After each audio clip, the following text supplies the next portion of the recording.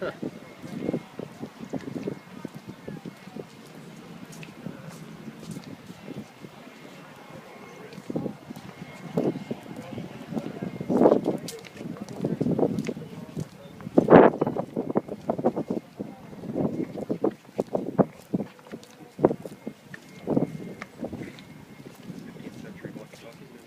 now.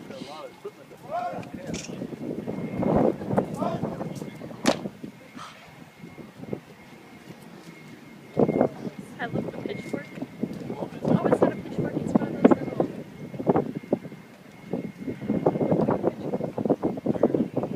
Yeah.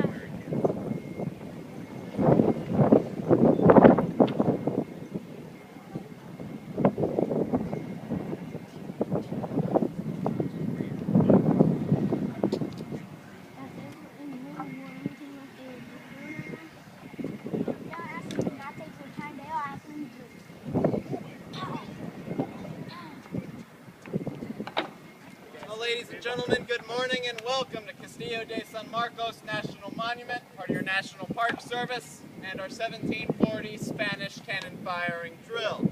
Before we get started though, there are a few safety guidelines we have to go over, not only for your safety here, but also for the preservation of our fortress. We ask everybody, while you visit with us today, to do your part to help us preserve this place, simply by not climbing, sitting, or standing on any of the cannons, the cannon carriages, or the fragile shellstone walls of the building itself. And during this firing demonstration, everybody right over here, please stay on your side of that white line painted on the deck until we declare the gun safe at the end of the drill. Once we declare it safe, you're more than welcome to come across, ask questions, and take pictures. Just please wait until we declare the gun safe at the end of the drill. When we fire this gun, it will be fairly loud. If you have any small children with you, please make sure they cover their ears or cover their ears for them when the time comes. For those of you that already have your ears covered, I can assure you we will stop what we're doing and call for you to cover your ears. So you don't have to sit here like this the entire time. Anyway, the gun we're going to fire for you today. This cannon is called a 6-pound iron gun. Back in the 18th century, these weapons were not named by the measurement of their barrel, but by the weight of the shot they would fire. In the case here, it's a baseball-sized 6-pound solid iron ball.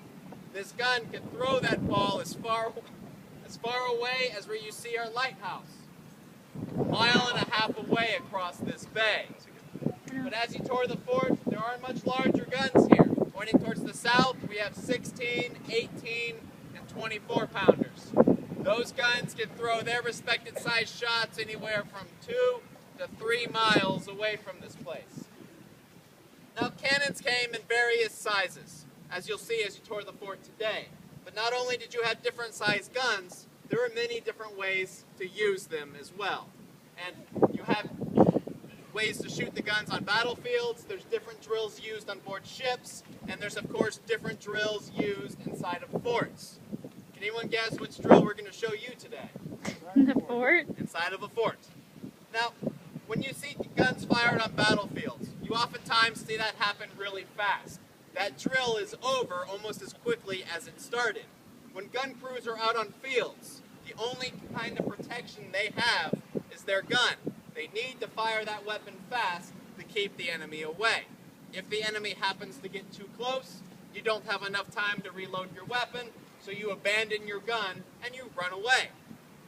If you run out of gunpowder out on a battlefield, you abandon the gun, you turn around and you run away. Inside of a fortress like this, not only do you have the guns, you have these thick, heavy stone walls. These walls provide you the protection you need. These guns persuade the enemy to stay away. The problem with a fortress, though, if the enemy can't break the walls down, if the enemy can't get close enough to climb the building, they resort to surrounding it. They cut off supply lines. Instead of rapid-fire shooting and fighting, they just try to see who can run out of food and supplies first. In a place like this, once you run out of gunpowder, the only plan of action is to surrender to your attacker. You don't have the ability to run away from a place like this, especially when the enemy is right outside your front door.